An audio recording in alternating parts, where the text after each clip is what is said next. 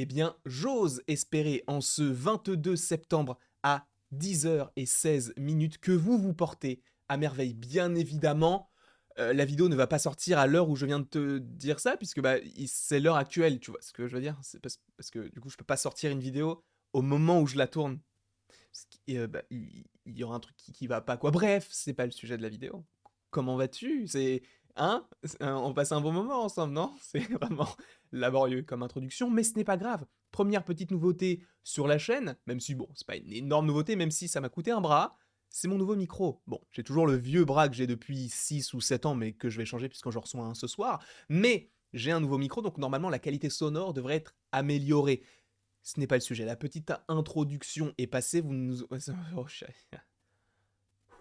nous allons pouvoir passer à la suite donc de cette vidéo en parlant de partie Thor, ou plutôt et si Thor avait été un enfant unique. Alors cet épisode-là, je l'attendais pas du tout.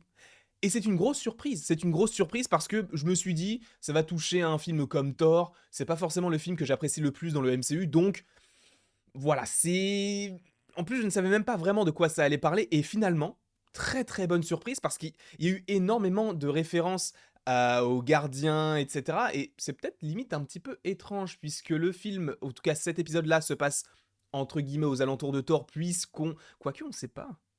Mais si, ça se passe aux alentours de Thor, puisque Thor vient d'être couronné. En tout cas, ça se passe peut-être à la fin de Thor. En tout cas, ça se passe aux alentours de 2008-2009, parce que je vous le rappelle, que Thor se déroule dans ces eaux-là, puisqu'il se déroule en même temps qu'Iron Man 2, plutôt à la fin d'Iron Man 2, enfin, bah, t'as compris. Et pareil pour Hulk. Donc même si le film est sorti en 2011, le film se passe en 2008-2009. Donc c'est pour ça que entre Thor 1 et Avengers, il se passe 2, 3, 4 ans. C'est énorme, d'où le fait que Jane Foster soit un petit peu énervé de ne le voir qu'en 2013, du coup, en vrai, puisque bah, il était dans l'espace, sur d'autres différentes planètes. J'ai encore du mal en niveau de l'élocution, mais bref.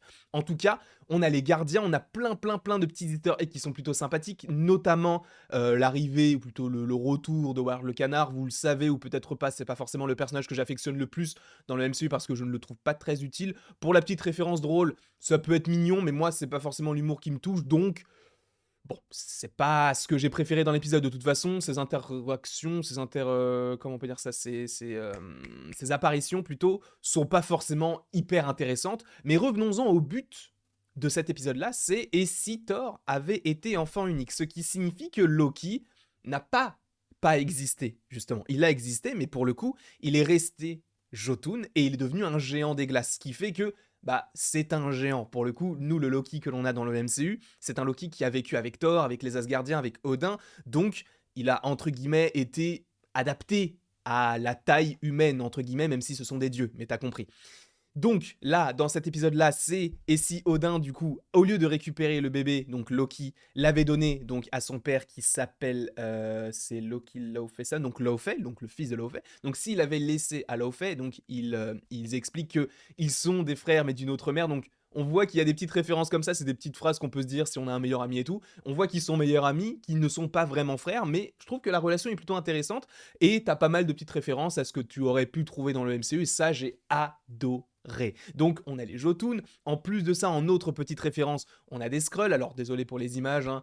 Voilà, je suis pas forcément le meilleur pour les captures d'écran, mais normalement, enfin c'est même pas normalement, c'est qu'on a des Skrulls dans cet épisode-là, alors c'est pas très intéressant, c'est juste pour la petite référence, et les petites références sont très bien amenées, et vous allez voir que il y a pas mal de choses, en plus de ces références-là, qui sont extrêmement intéressantes et importantes, notamment l'arrivée du personnage de Captain Marvel. Et ça fait plaisir, parce que ce personnage-là, et ben, dans le MCU, c'est pas forcément le personnage le plus apprécié. C'est même l'un des plus détestés parce que il arrive au moment où on pensait qu'il allait tout défoncer. Elle l'a fait. Ce personnage-là est incroyable.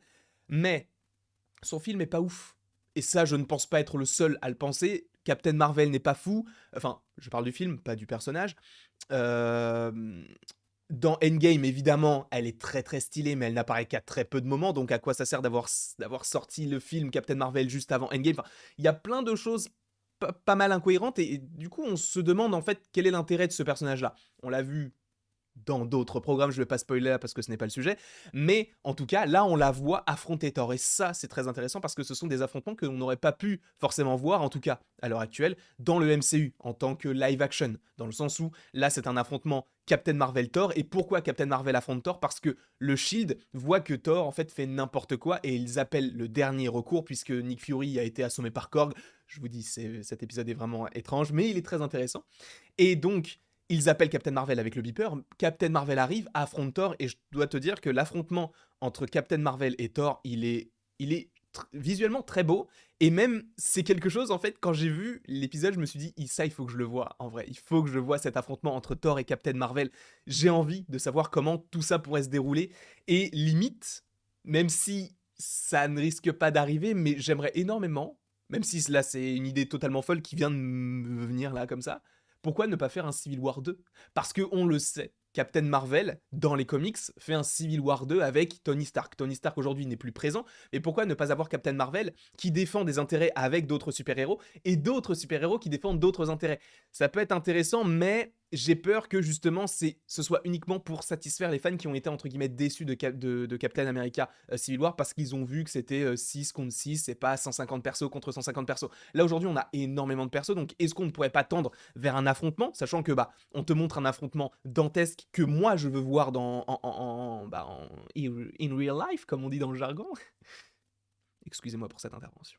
Mais pourquoi ne pas avoir un vrai affrontement tel que celui-ci dans le MCU? Parce qu'on voit que Thor, il est puissant, mais Captain Marvel, elle est au-dessus. Elle est vraiment très très puissante. Après, il faut rappeler que le Thor que l'on a là, c'est pas le Thor de Thor Ragnarok. Donc c'est pas le Thor qui a toute la capacité en lui, dans le sens où c'est pas le dieu du tonnerre encore. Pour l'instant, c'est encore le dieu des marteaux. T'as compris la petite référence à Thor Ragnarok. Mais donc, on a cet épisode-là qui s'agence de cette façon avec un affrontement Captain Marvel-Thor qui est très intéressant. Il y a Frigga qui revient, alors j'ai pas vu, parce que moi je passe le générique parce que je ne veux pas être spoilé des petits personnages qui pourraient apparaître. Tu sais, admettons, par exemple, je pense à l'épisode où on avait donc si T'Challa était donc Star-Lord. Moi j'avais vu le générique et j'avais vu qu'il y avait Danae Gurira. Et Danae Gurira, c'est l'actrice qui joue et qui double dans la série Okoye.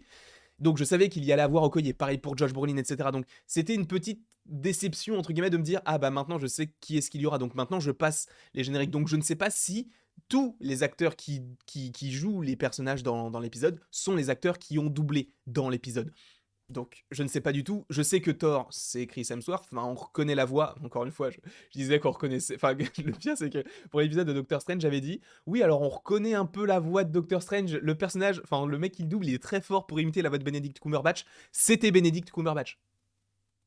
C'était sa voix, c'était lui, d'accord? Donc, bref, on a donc cet affrontement très intéressant. Qu'est-ce que j'ai d'autre comme petite photo? Donc, oui, bon, ça c'est pas très intéressant, c'est juste que Jane Foster prend part plus à l'intrigue, c'est assez cool. C'est vrai que ça va un peu vite pour le coup. Elle lui dit plutôt je t'aime le lendemain de leur rencontre. Ça va vite, hein.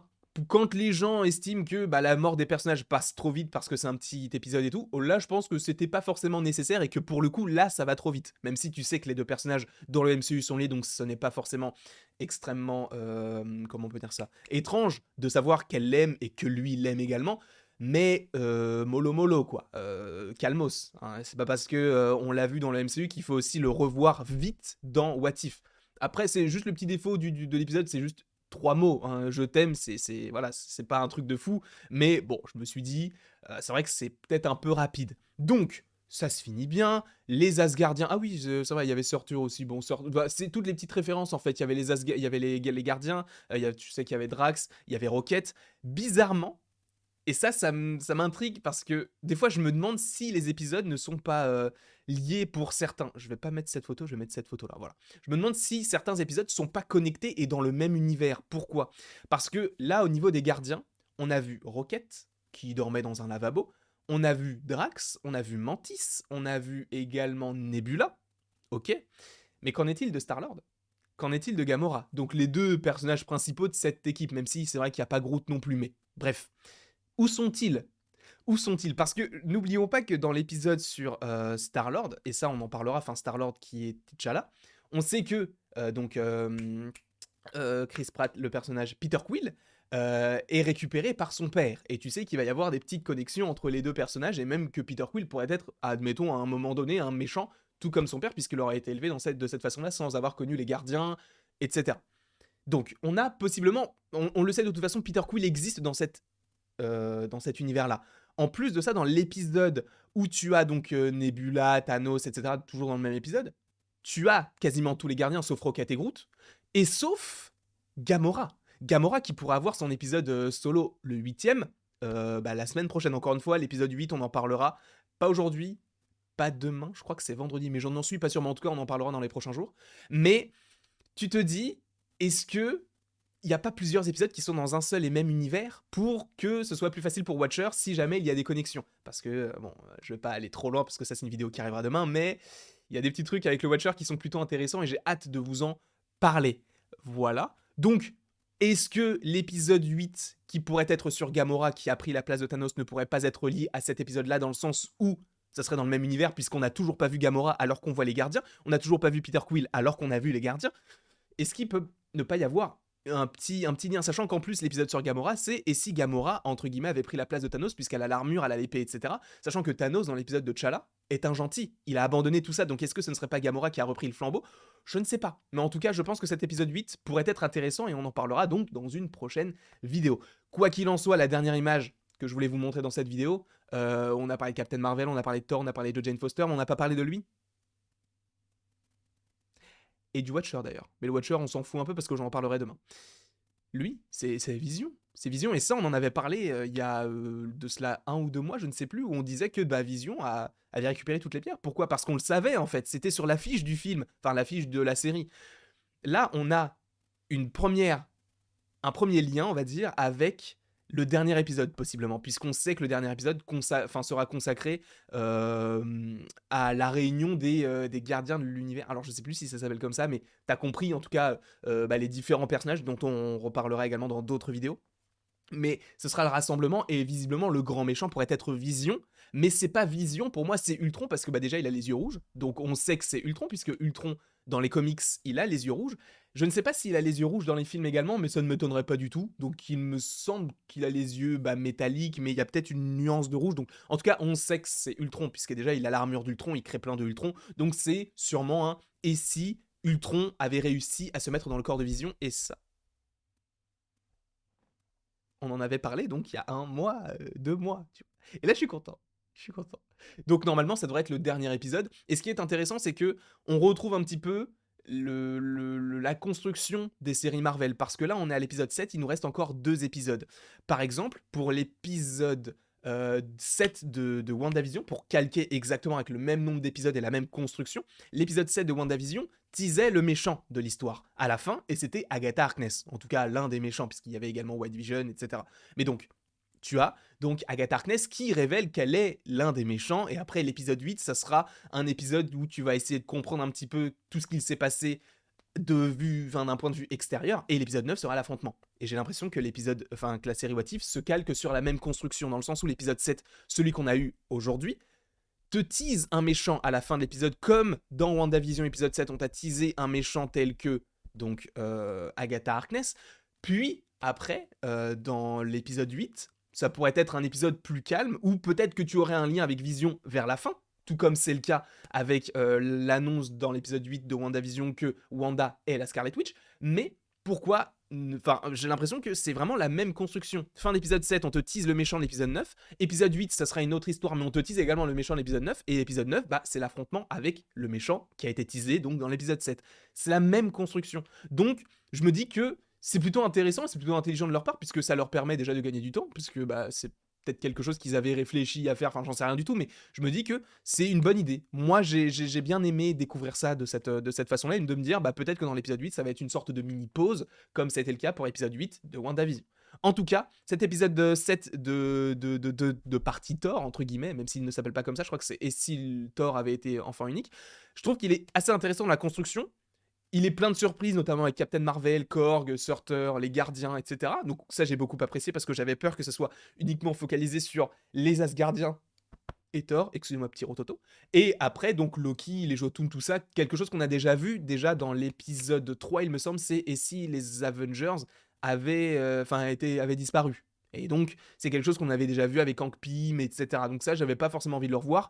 Là, ils ont essayé d'ouvrir une autre branche, ce que j'ai apprécié. Donc, je ne sais pas si vous, d'ailleurs, vous l'avez apprécié. N'hésitez pas à me le mettre en commentaire.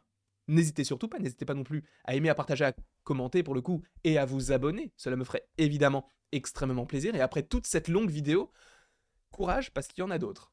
Mais donc bisous, et à la prochaine, pour la prochaine.